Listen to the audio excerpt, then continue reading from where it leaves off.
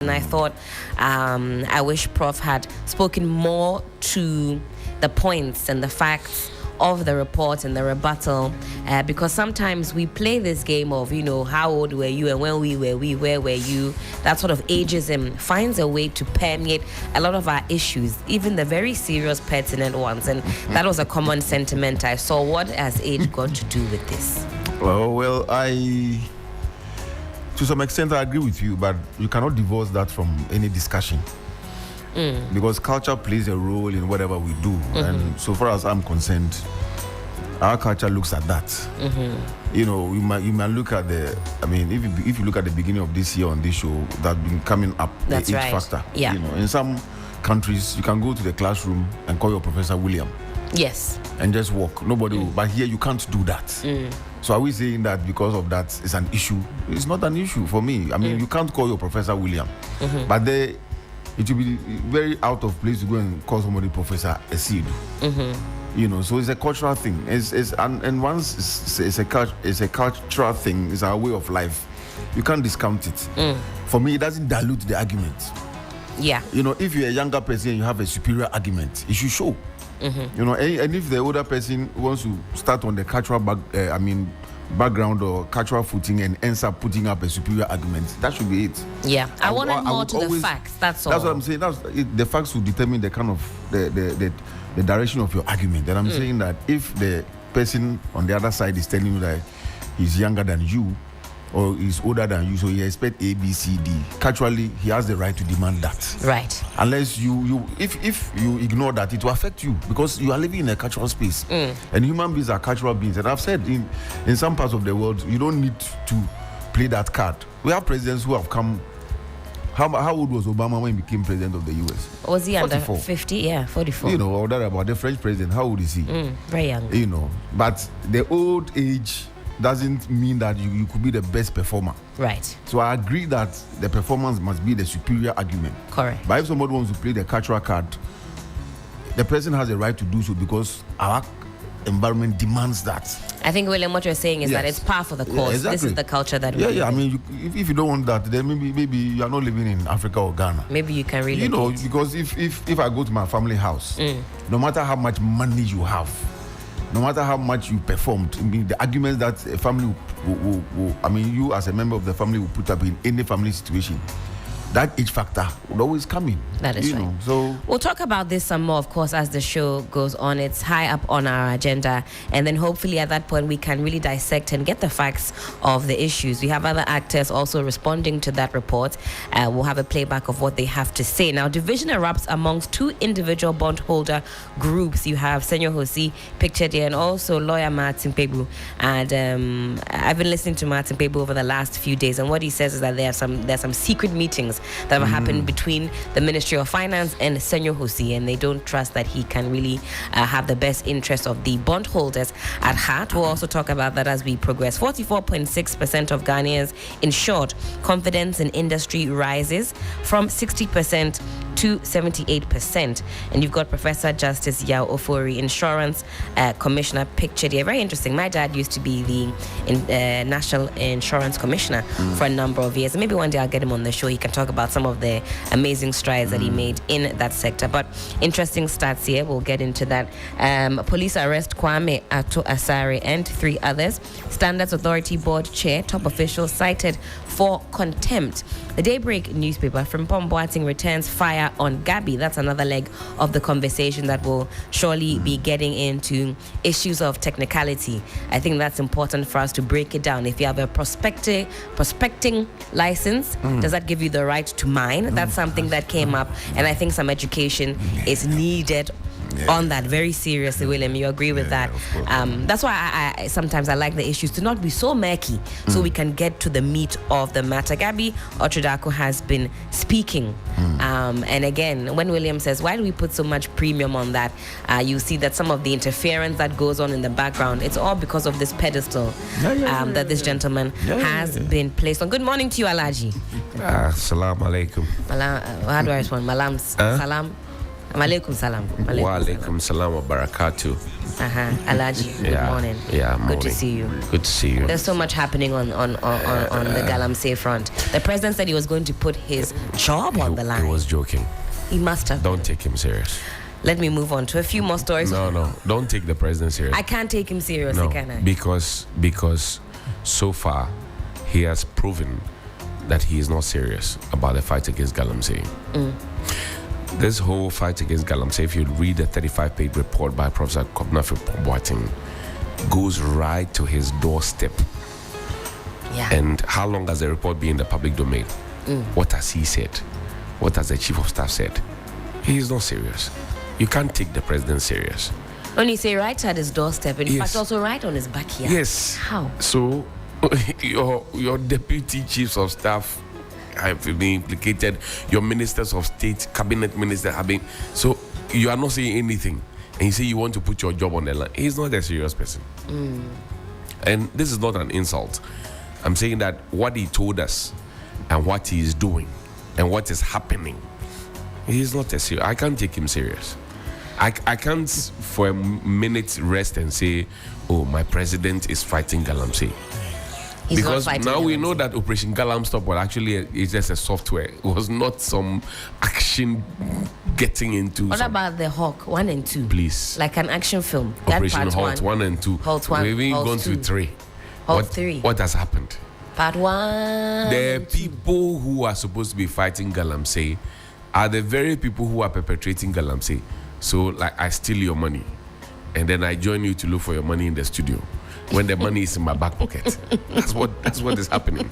And you're the one that's maybe looking the hardest. You're Yes, looking up to, yes. hey, where's the money? But Guys, the money is in my pocket, so I can trust the president. Oh boy, William, what about he you? he has given me every indication not to trust him when it comes to the fight against Galamsey. William, do you honestly trust that the president is doing what he says? Yesterday, Crosby and I dealt with this matter. As I said earlier, you see, this country, we will develop when we want to develop. And at this point in time, we're not that's ready. what my experience as a human being has taught me. At this time, we are not ready to develop. No, we are not. Master, when Dubai, Dubai, UAE, and Dubai in particular, the authorities in Dubai, Yeah. 30 years ago, 20 years ago, when they decided to develop Dubai and they had a plan, they did it. They've done it. They are doing it. Yes, and they keep evolving. They keep. If They you keep. go and read the history of New York, when Americans wanted to fix New York, they brought out a former army general to come and fix New York. That's how. That sounds like creativity. Yes. You always talk about that No, intentionality. I mean, whatever you want to do as a human being, Yeah. You will can do it. When Nkrumah wanted to put Ghana in a certain light, he did did it. it. When you know what I mean. So President Salif Amankwa. Look at Rwanda. So if we wanted Kagame- to stop Kagame- Galamsey, I'm we saying could that stop Kagame is a Galamsey. former the general. politicians in this country, They know the what to do. politicians that they are sat here and I told you the type of politicians we have in this country. Check Nana Akufo-Addo, check his background. President Kufuor went to Oxford. He's not somebody who just drove from somewhere and became president. Those things that they are doing in the UK, he has been there, he has schooled there, he knows. President Kufuor has schooled in France. So, He's so, been foreign William, minister so before. William, why are they not doing it? Master, that if I could answer, do you think it's here? Master. Because you see, it is a very simple matter. When the management of this business thought that ABCD had to be done, what is going on? Can't you feel it? They did it. Master, it is decision. They don't want to do it. Because look, if the president travels abroad, he sits on this chair. Yeah? That's but right. when he's in this country, he decides to sit on another chair. That's a decision. Yes. First thing, mistake. Second thing, decision. If you do something and it's wrong, and you accept that it's a mistake, you accept that it's a mistake. The next thing you do, you can't say it was a mistake. It's the decision. You made up your mind And to do our it. forefathers made a mistake of leaving our wealth and so whatever it is to the Westerners and they use it to develop. Today, and so on and so forth. And today we we're are still doing that. living with that. Well, some more Yes, sir. newspapers have trickled in. Johnnie and William have a couple more. We'll run through the headlines. Let's see what other stories It's are on the actually front devastating. The Ghanaian Times is improving living conditions of Ghanaians. Government vows to do more. VIP assures at Eid Prayers. Asian African Consortium partners UCC to boost grain production in Ghana. Also absolve cancer treatment costs nationwide. Dr. Saki appeals to government. Police nab cop for alleged fatal shooting of girlfriend. On the front page of the BNFT, more diasporans buying homes, prospecting business opportunities. Asian African Consortium UCC signed MOU to support rice production.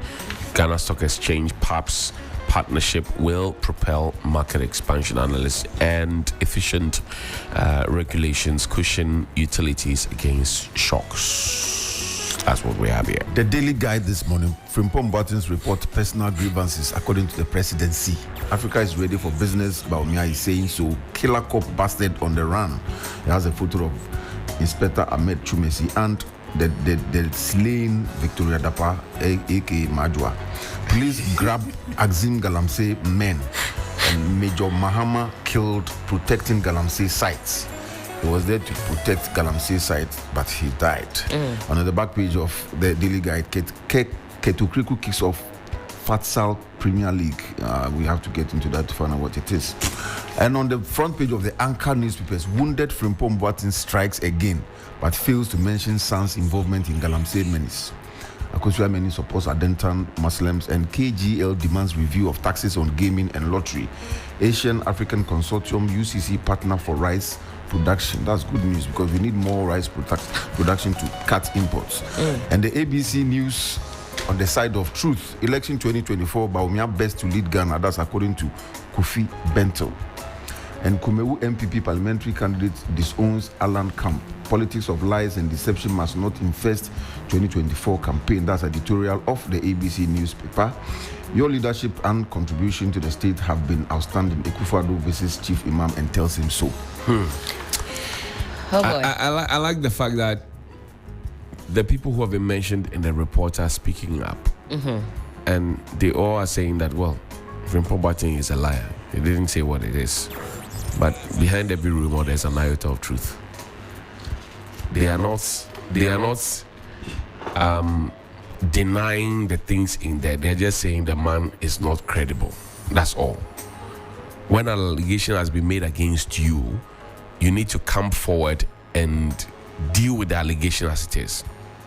But to say that, oh, Helen has called me a thief, and say Helen is not credible, does that negate the fact that I'm a thief? It doesn't. Nope. So far, nobody from Kojo Opon Krumah to the former MC, MP, all of them who have spoken so far, Charles Bisu, all of them, none of them has actually indicated and said that what the man is saying is not the accurate thing. All they have said is that the man is not credible. Does that negate the allegation made against you, or you're going for his credibility so that everything he has said falls down? I think that would be the end result. Well, if you but challenge what has been said, well, then it's null and void. If you no will. human being is clean. Everybody has some, what do you call it? Skeleton in his cupboard, or whatever we say. But the point is that the man has made very damning allegations, and this is where the Office of the Special Prosecutor should be interested. Is he interested? I'm calling on all those names, the personalities behind those names, to sue. You know my position on some. I know. Yeah. They should sue. If you think that So the that man the wrongly courts- accused you, The courts will clear you. Yes. So that the courts will ask for evidence. And if we don't have the evidence to prove, then we know that it hasn't happened. I mean, this report is not a fresh report. I understand it has been in the it's system been on the since president's table. 2021. Yeah. And the issue about is, presented informally, presented at an informal meeting. If you hear something and you say you want to act on it, as somebody who was putting his presidency on the line, it doesn't matter whether it was a formal setting or informal setting. It is information that you could act on. So I'm saying that if my name has been mentioned, and I think my image has been tarnished, tainted, whatever word you want to put on it. I go to court, assume Professor Boateng comes with evidence, and then the laws will deal with. The question is, can they sue? So then, well, that's what that former MP has says that he's going to do. He said he's going to get his lawyers involved. See, we should get there. Me, having practiced in this field for some time, William is my senior. If somebody, you publish something, and you know that you have the fact, and somebody can say, I will sue you, I'll sue you. Don't announce to me that you sue me. Go and sue me. Why are you announcing to me that you sue me? Yeah.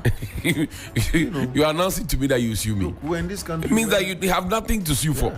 When go and sue me if you have. Accused please. People like General Mosquito of ABC, he sued. And although maybe he didn't take, I don't know whether he took the money or whatever, his image was cleared in that space. So as for image is not something that anybody should toy with. So if you think the likes of Kojo Nkrumah, after what he said on social media, he should take the next step. This is why I disagree with people like Gabi. Where the issue comes up and you go and write nice English, sometimes as if you are insulting. No, you're a lawyer. Sue the man. And you see, that's where last week I did a piece on the president being complicit in the $40 million monthly smuggling of gold out of the country. The president's lawyer called Suman. He wrote on Twitter. He didn't tag Al Jazeera. He has not sued Al Jazeera. And he says, well, whatever they are saying, they are allegations, and so they must be dispelled. You are a lawyer. You are an international lawyer. UK, US, France, international lawyer. Sue them, man. Sue Al Jazeera. Sue them. Let them know that whatever they so it published. was Joseph Albert Kwam, former MP, who was also implicated in this report. He says that his lawyers will be getting in touch. That's the point. With Prof. Although, if you watched him on Key Points on Saturday morning, why is he announcing it? He should sue. Let's read the document. Well, Alfred did ask him what his next steps were going to be, so I guess that was in line. But if you watched him on the Key Points, as he had an exchange with Alfred, as the line of questioning devolved, I saw that there were a lot of inconsistencies. In fact, the former MP says that he saw the work of the soldiers who were there as terrorizing those involved in Galamsey. At the time, the small-scale mining had even been banned. Right. So even that language goes to show that in the communities where they rely heavily on Galamsey, unless you're providing a hefty alternative, it's not something that they are willing to give up. That is their source of livelihood. The point is that what were soldiers doing at a Galamsey? Because we saw the uniforms, we saw the name tags. William knows. Yeah. We saw the name tags. We saw the uniforms. These were not olive green. These are camouflage uniforms. Names are on it. What has the military police said about it? What has the military command said about it? What have they mentioned about the uniforms? If William and I wear uniform today, because we are not members of whatever it is, we will be dealt with instantaneously. That's right. So the names were there. They were on TV. We saw soldiers there in fisticuffs with the Operation Vanguard people. What has happened? What has the military said about it? A certain general was mentioned as being the one, giving the boys out there to go and preach. What has happened? And I'm saying in all of this, the president has said, "Pim, nothing." You see, just last night before we went to bed, Fox News Media and host Tucker Carlson have agreed to part ways less than a week after the media company and its parent Fox Corporation settled a defamation lawsuit by Dominion Voting Systems for $787.5 million. That's almost $1 billion. Goodness me. Because this company, big money, Dominion Voting Systems, wants to protect its image. So they sue Fox. Fox said, Charlie, this one if we go, we won't see it up. So come and let's settle. And that's where they settled, and the gentleman has been fired. So the company has its image intact. But this country, that culture thing also comes in. The farmer meeting, and so people can just hide behind allegations and then. But William, if you have done something, what are you suing for? So at the end of the day, because if you have done the thing, I mean, and I don't think that. I'm not saying that everything so that. I'm not saying that. Way, I think they've done everything that Kwabena Frimpong Boateng, Professor, has written is sacrosanct. But I'm saying that to the end that he implicates ministers, DCs, Look at the caliber of people. Director of Operations at the Presidency, Lord Combe. Look at the people he implicated. Are you suggesting to me that he just wanted to write their names in the reports? Are you kidding me? This is the man that the president looked at all of what was happening and said, Kwabena Frimpong Boateng, go and represent me. Deal with the matter. And I said this, when the government entered the second term, Kojo Oponkroma, Cecilia Abinadapa, who Prof says was perhaps one of the few who stayed on the committee because all the others left, and Abu Jinapo, who is now Minister for Lands and Natural Resources. Abu Jinapo was Deputy Chief of Staff at the time. So every report that comes, he would have seen the report. They went on a tour to say they now want to understand the problem that they were supposed to have fixed between 2017 and 2020. They went on a tour trying to understand the problem that they should have fixed. And after the committee was disbanded, interministerial committee was disbanded. They said that now they are going on a tour to understand the problem that they should have fixed. Oh, Master, I say, look, Gabi is a lawyer, Oponkroma is a lawyer, Professor Chumasi has said he's going to go to court. So I'm waiting because, see, if they don't do that, the perception will increase. And perception in politics is critical. Absolutely. You cannot deny that, though. I mean, they will think that I'm so it won't affect me. Anyway, once you don't clear your name before your party or your government exits, everybody will think that you are. Oh, yes, and you can't deny anybody that perception of thinking that you are complicit when you have an opportunity to defend yourself. I would not let an allegation like that about myself fly in the air when I know I haven't done so. I would fight tooth and nail to ensure that whoever said it retracted it or brings evidence. But time check, it is some 18 minutes to the top of the hour. Johnnie is going to be biting very shortly. He's sharpened his teeth over the weekend. We can't wait to hear. What you have in store for us. But I said you've sharpened your teeth. You sharpened them. That's the sound of the biting that's going to be happening. This is still 3FM Sunrise on 3FM 92.7. Stick with us. So many issues for you and I to sink our teeth into this morning. And gentlemen, I know you had a good weekend, feeling recharged and refreshed for the morning. 3FM Sunrise.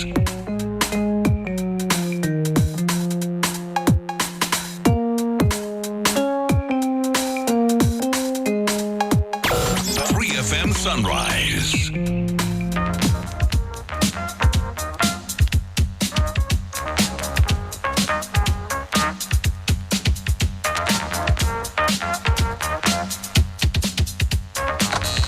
Start your day with Sunrise on 92.7